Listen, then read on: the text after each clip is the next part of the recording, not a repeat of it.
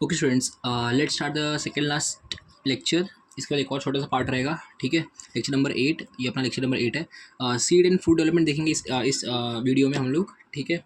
Try करूँगा कि जितने कम टाइम में ख़त्म हो जाए उतने कम टाइम मतलब ख़त्म करना अपने को, ताकि टाइम बचे आपका भी और मेरा भी, ठीक है।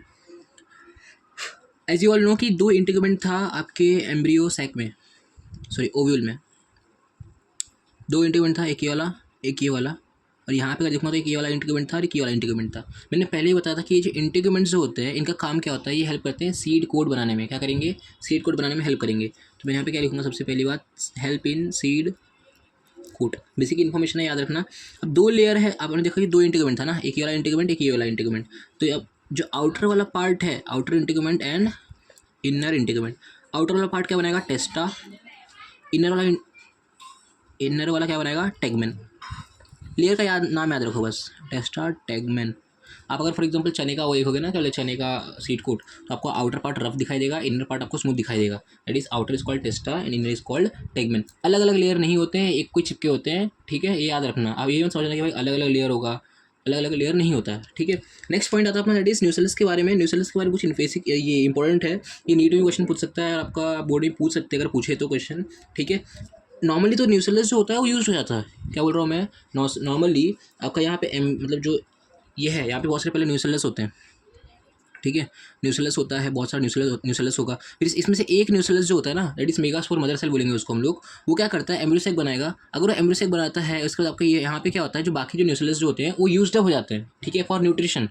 बट अगर ये न्यूसेलस अगर प्रेजेंट है, फॉर एग्जाम्पल मैं क्या बोल रहा हूँ, if nucellus is plus anti मतलब present in fruit, present in fruit. For example like इसके सब एग्जाम्पल के नाम बता रहा हूँ मैं। For example black pepper and that is beet. कैसा प्रेजेंट होता है? It is present in thin layer के फॉर्म में प्रेजेंट रहेगा। Present in papery thin layer, that is papery layer. उसको हम लोग क्या बोलते हैं? पेरिस्पर्म बोलते हैं। क्या बोलेंगे? पेरिस्पर्म। इसके बाद मैं एक और कंसेप्ट पढ़ाऊंगा लास्ट में, उसको बोलेंगे pericarp. Pericarp is different and perisperm is different, समझे। जब भी न्यूसेलस अगर प्रेजेंट होगा इन द फ्रूट, वैसे नॉर्मली प्रेजेंट नहीं होना चाहिए, बट प्रेजेंट अगर होगा in the fruit is called perisperm. किसमें प्रेजेंट होगा ये याद रखना, ये पूछ सकते हैं आपको नीट में क्वेश्चन, या फिर बोर्ड में क्वेश्चन पूछ सकते हैं, ठीक है। बहुत इंपॉर्टेंट क्वेश्चन है ये, ठीक है। यहाँ पे इसको 5 स्टार डाल दो, इसलिए पॉइंट थोड़ा पढ़ा रहा हूँ मैं, वरना फिर इसमें इतना सच मैंने सारे पार्ट कवर किए हैं मोस्टली। नेक्स्ट अपना क्या है? That is seeds. सीड्स के अपने दो टाइप के सीड्स होते हैं। एक आपका होगा that is endospermic seed, also called albuminous seed. एक आपका होता है that is non endospermic seed, also called non albuminous seed.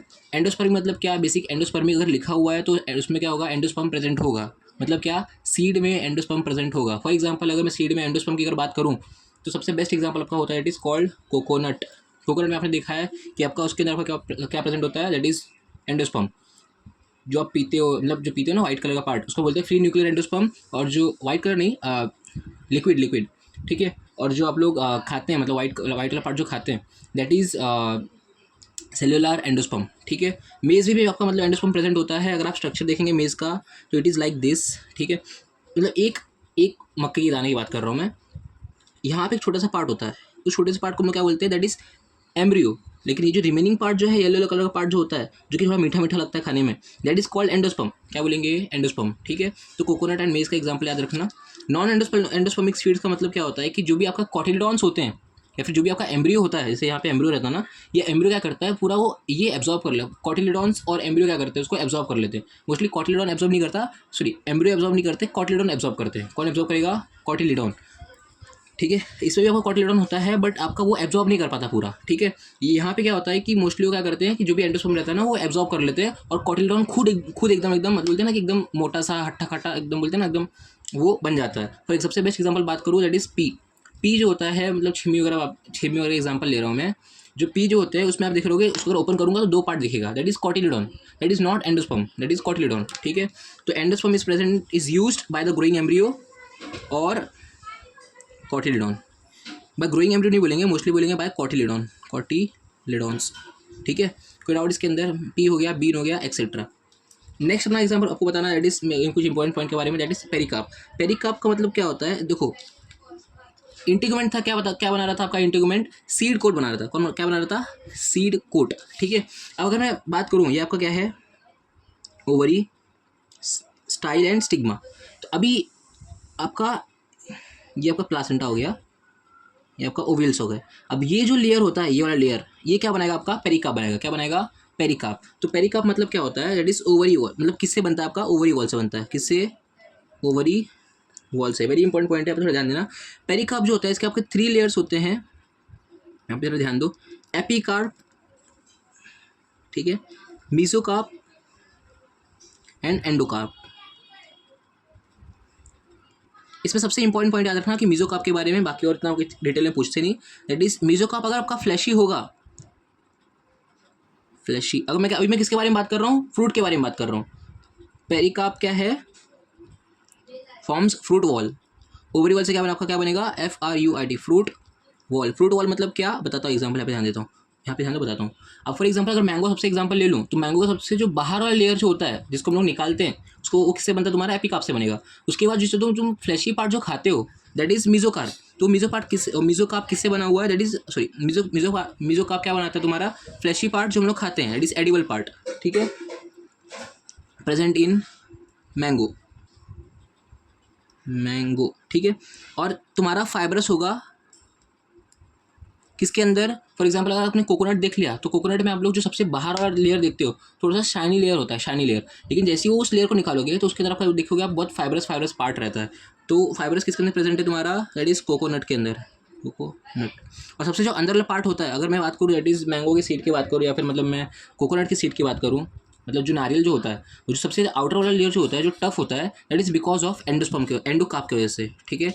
Tough layer बनाएगा, टफ लेयर, ठीक है। एंड जो जो बिकॉज ऑफ जो टफ लेयर का जो नेचर प्रेजेंट है in mango also and coconut also, इसको बोलते हैं ड्रूप। क्या बोलेंगे? ड्रूप। तो कभी भी आपने ऐसा देखा है कि भाई मैंगो में आपको 2 सीड देखने मिल गया, मतलब पूरा आपको ऊपर से आपने मैंगो खाया और अंदर आपको 2 सीड मिला? नहीं, ऐसा कभी नहीं होता। और ऐसी सेम केसेस कभी आपका कोकोनट में देखोगे, तो उसके अंदर भी आपका मतलब क्या होता है कि सिर्फ आपका एक ही सीड देखने मिलता है। एक ही सीड देखने मिलता है मतलब क्या? कि उसके अंदर सिर्फ एक ही ओव्यूल है, इतने ये ओव्यूल नहीं होंगे, समझे? याद रखना इसको, ठीक है। कोई डाउट्स के अंदर? ठीक है। ये हो गया पेरिकाप के बारे में। पेरिकाप ओवरी वॉल जो क्या करता है तुम्हारा? फ्रूट क्या करेगा? तुम्हारा फ्रूट वॉल बनाएगा, ठीक है। और तुम्हारा सीड कोट किससे बनता है? सीड कोट किससे बनेगा? इंटीग्यूमेंट से बनेगा, इंटीग्यूमेंट, ठीक है।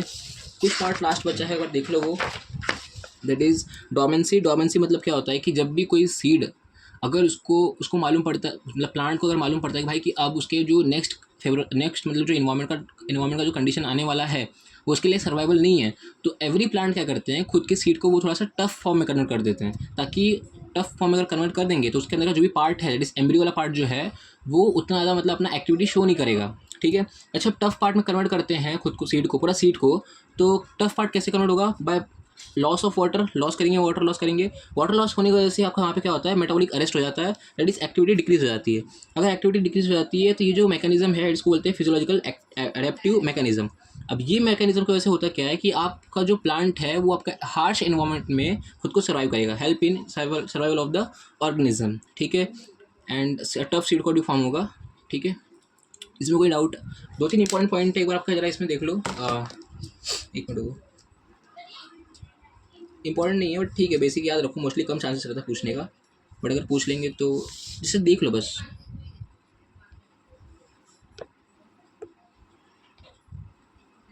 यहाँ पे दिया हुआ है, दैट इज सिग्निफिकेंस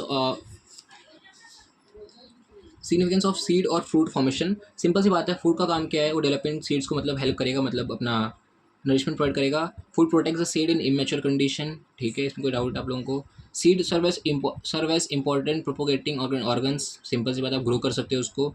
उसके बाद क्या है? Seed and fruit develop special devices for disposal and help in distribution of the species, ठीक है। इसमें ये पॉइंट याद रखना, और लास्ट का बस याद रखना, 2 चीज़ें याद रखना इसका बस। ये ल्यूपस आर्क्टिकस इन फ्योनिक्स डेक्टाइलिफेरा, ठीक है। इसका इसमें जो सीड जो होते हैं ना, उसके लाइफ स्पेन काफ़ी ज़्यादा होता है, ठीक है।